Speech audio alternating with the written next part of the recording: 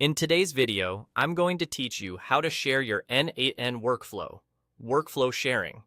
By the end, you'll know two reliable ways to share your automations. One for teammates already in your workspace, and another for sharing a portable file you can send anywhere. First, let's cover sharing inside your current n8n workspace. This method is great when you want collaborators to view or edit the same workflow right where it lives.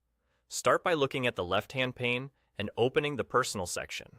From there, go to the Workflows tab to see your list of workflows. Find the workflow you want to share and look for the three dots icon, sometimes called the Overflow or Options menu.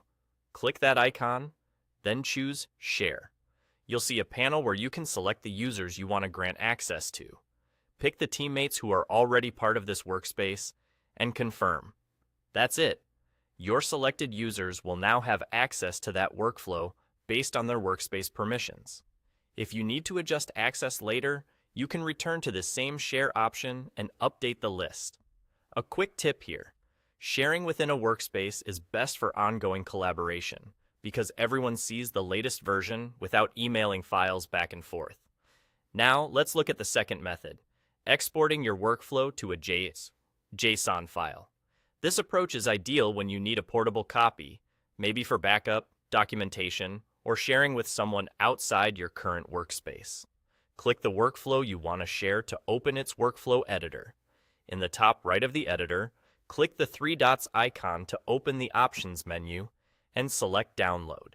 n8n will generate and download a JSON file containing your workflow structure and configuration.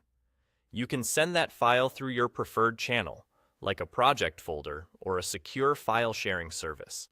Keep in mind that this file captures the workflow design, not sensitive account credentials, which helps keep secrets safe. Recipients will handle their own credentials on their side. To recap, use the Share option in the Workflows tab when collaborating with existing workspace members, and use the Download option in the editor when you need a portable JSON file you can distribute.